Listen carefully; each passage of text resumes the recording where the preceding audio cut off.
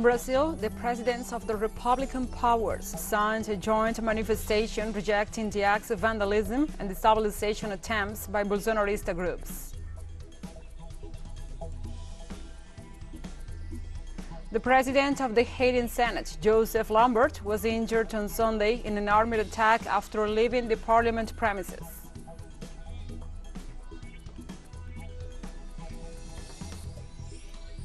And also, Russia's economic outlook remains positive as the national currency and the oil production have outstanding performances.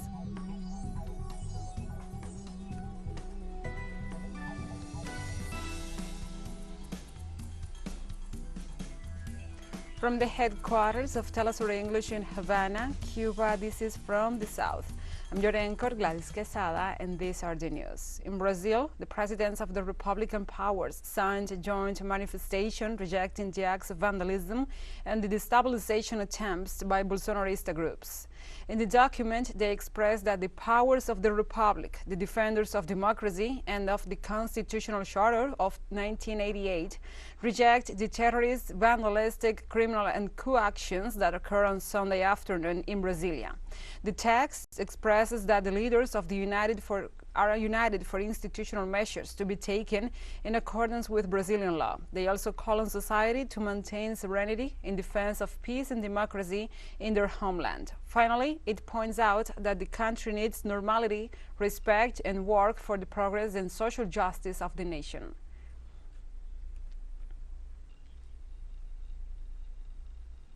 On Monday, the Brazilian army has started the eviction of the so-called Bolsonarista camps by orders of the Supreme Court. More than 300 detainees have been confirmed by the police authorities.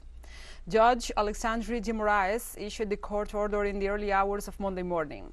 His instructions specifies that nothing justifies the existence of these camps, which he described as terrorist centers that are financed and supported by civilian and military authorities in a totally subversive and anti-constitutional manner. The magistrate's order also warns that the commanders and high-ranking military and police officers will be brought to justice if they persist in the existence of these camps.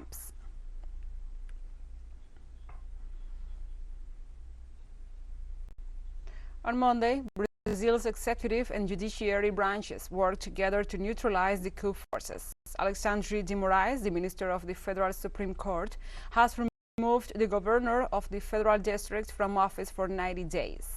The jurors adopted the decision against Ibanez Rocha in the framework of an investigation for the anti-democratic acts that occurred on Sunday in Brasilia.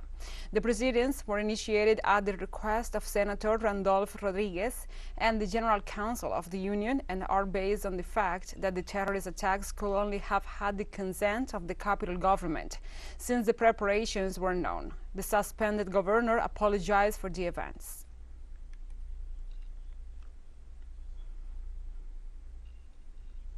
And reacting to the events, Venezuelan President Nicolás Maduro Moros took to Twitter to say Venezuela categorically rejects the violence generated by Bolsonaro's neo-fascist groups that assaulted the democratic institutions of Brazil. The head of state said, "Our support for President Lula da Silva and the Brazilian people who will surely mobilize in defense of peace and its president."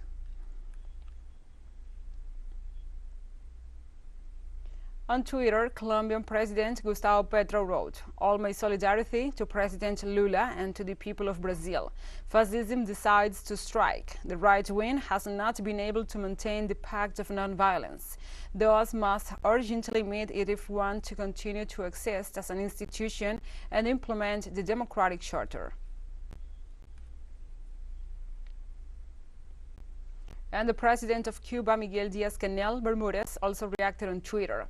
The head of state said, "We strongly condemned the violent and undemocratic acts that occurred in Brazil with the aim of generating chaos and disrespecting the popular will expressed with the election of President Lula.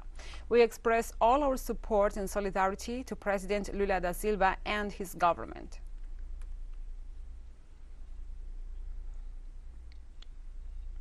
And the neo-fascist group attempt or a coup attempt against the president of Brazil, Luiz Inácio Lula da Silva, continues to be rejected by leaders and people of the world.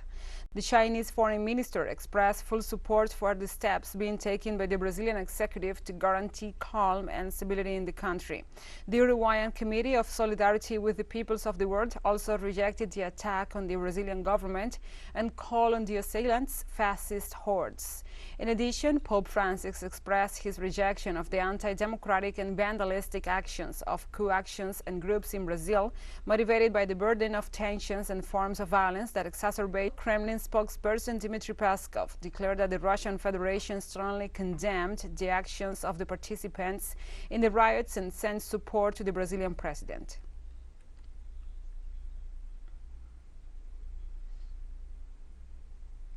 And the Chinese Foreign Ministry spokesperson Wang Wenbin confirmed on Monday that the Asian giant supports measures taken by the Brazilian government to restore social order and safeguard national stability after supporters of former President Jair Bolsonaro stormed national seats of power.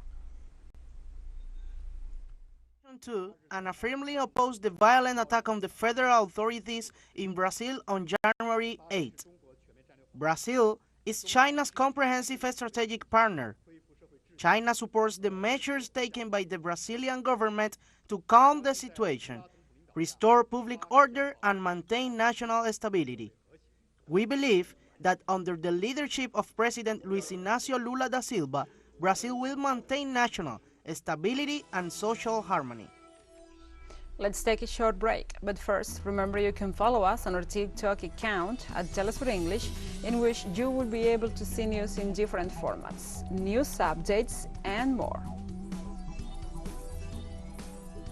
Other stories coming up, stay with us.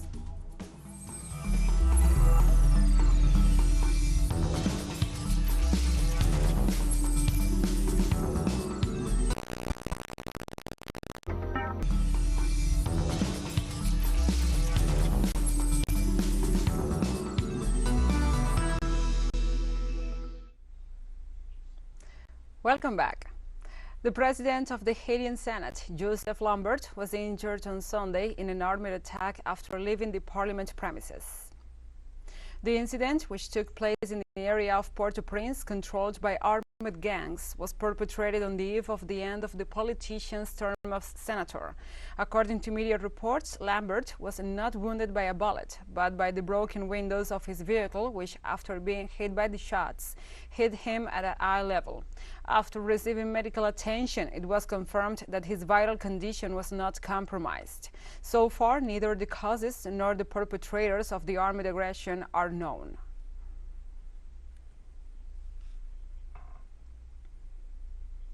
On Sunday in Bolivia, organized communities joined the exercise of justice initiated by the plurinational government against those who have promoted violence. The unions will sue the Santa Cruz Civic Committee. The executive of the Trade Union Confederation of Retailers of Bolivia will file a popular action against the confederation of its leader, Romulo Calvo, for promoting strikes, blockades, and marches. The normality seen in Santa Cruz is a symptom, according to the union members, of a society that supports measures against those who violate the right to work, health, and education. And for this reason, they permanently attack peace. For this reason, they will go to court.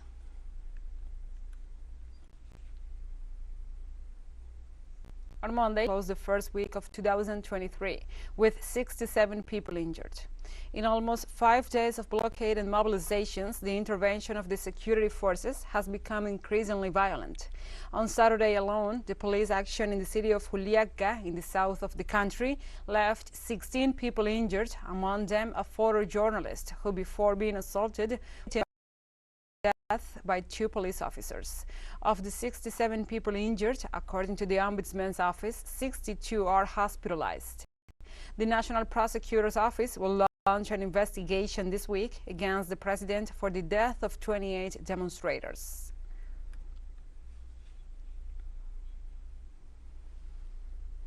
The Colombian social activist, signatory of the peace agreement and member of the Party of the Commons, Cristian Salinas, has been murdered by a group of hired assassins in the city of Buga, in the department of Valle del Cauca in Colombia.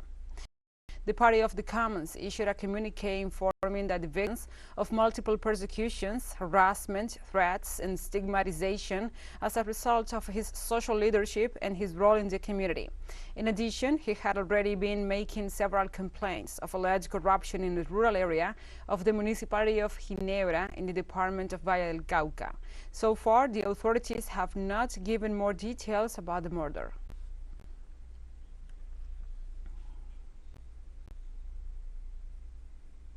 The United States President Joe Biden and the Canadian Prime Minister Justin Trudeau traveled to Mexico for the start of the North American Leaders Summit.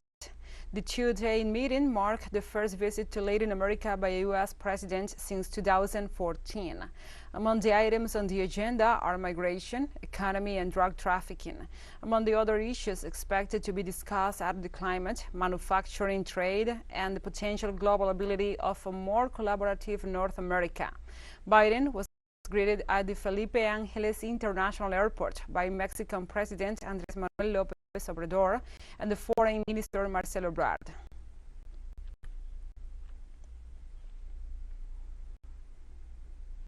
In the United States, Republican Kevin McCarthy was sworn in as Speaker of the House following a historic post-midnight election on a 15th ballot, overcoming holdouts from his own ranks and a week of chaos. After 4 days of exhausting ballots, McCarthy flipped more than a dozen conservative holdouts to become supporters, including the chairman of the Chamber's Freedom Caucus. The California Republican took the oath of office and then was finally able to swear in newly elected lawmakers who had been waiting an entire week for the Chamber to formally open and the 2023 to 2024 session to begin.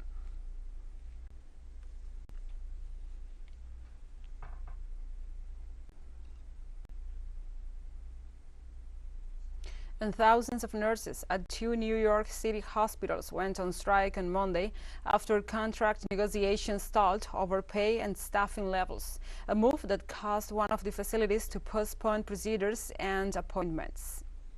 According to the New York State Nurses Association, the walkout involves more than 7,000 nurses at Montefiore Medical Center in the Bronx and the Mount Sinai Hospital in Manhattan.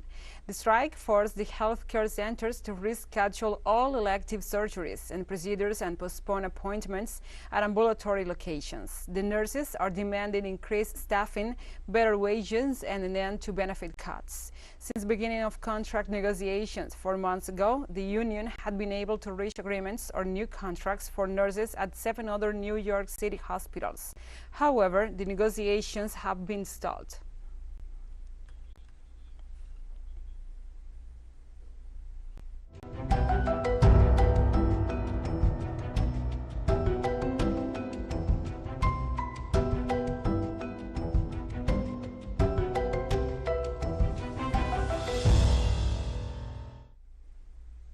Now we move on to other topics. The United Nations Secretary General appealed on Monday to developed nations to make good on their promise of $100 billion a year to support climate action in the developing countries. Antonio Guterres' comments came as part of his opening remarks at the UN conference aimed to help Pakistan to cope with the fallout of the flooding that killed more than 1,000 people and displaced about 8 million. Pakistani Prime Minister Shehbaz Sharif joined the UN Secretary General in person at the conference, while other world leaders, including the French President Emmanuel Macron, took part virtually. With climate change-related disasters displacing more people than armed conflicts, the Secretary General also encouraged greater efforts to ensure that within 5 years, every country in the world has early warning systems for climate catastrophes.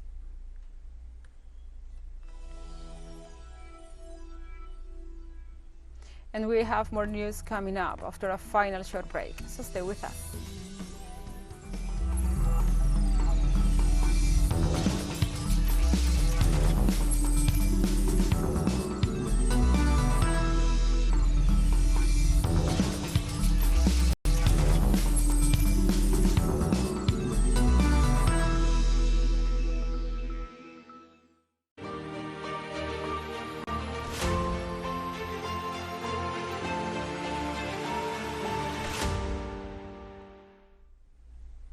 Welcome back.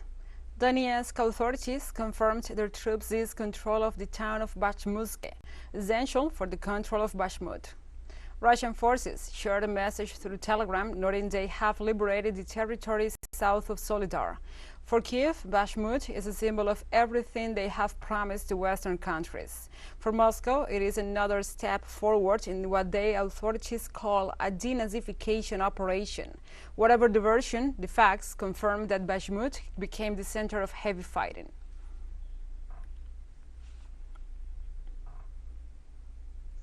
In Russia, state-owned Rosneft increased oil production to 6.91 million tons in 2022.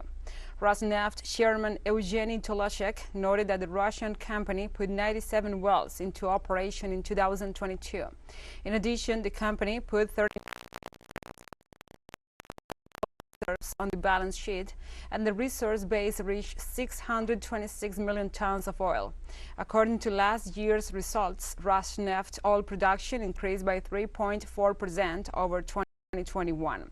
At the same time, some projects will be abandoned for the time being, but the pre-tankers business plan will be anti-crisis to preserve the potential for future breakthroughs in 2023.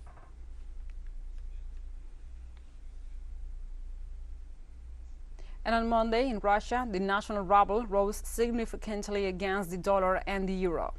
Economist Anton Kravchenko commented that the value of the Russian currency increased mainly because the main exporters began to sell the foreign currency they received during the Christmas and New Year vacations. The US dollar traded below the level of 71 rubles for the first time since the middle of last week. According to local media, the dollar exchange rate decreased to 70.88 rubles, while the euro exchange rate decreased to 75.36 rubles.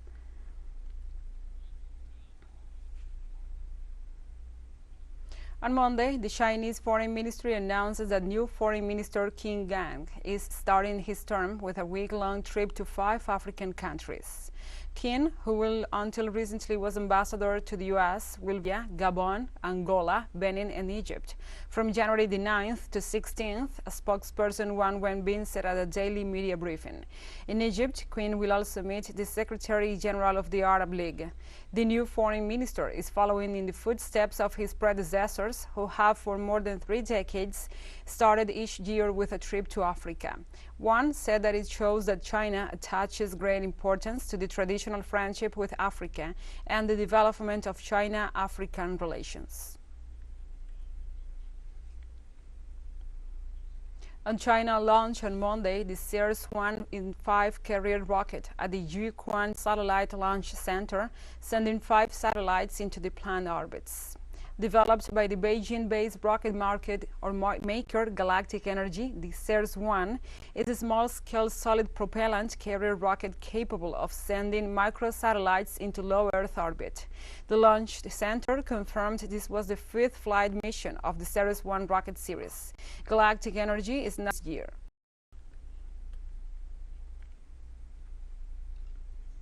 Palestinian Prime Minister Mohammed Ibrahim Stayeh said on Monday that the to new and old financial reductions or deductions from the Palestinian Authority funds aimed to cause its collapse by undermining it financially.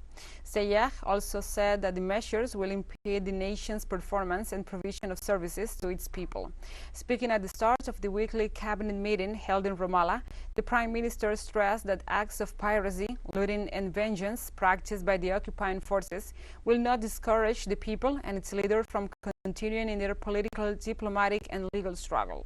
Since the beginning of 2019 and until the end of 2022, Israel deducted around $570 million from the Palestinian tax funds, while deductions related to health, electricity, water and others amounted to more than $400 million in 2022 alone.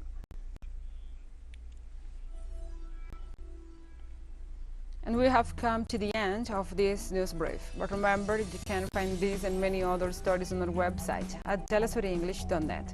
And also, if you feel so inclined, please join us on social media for the latest news. We are on Facebook, Twitter, Instagram, Telegram, and TikTok.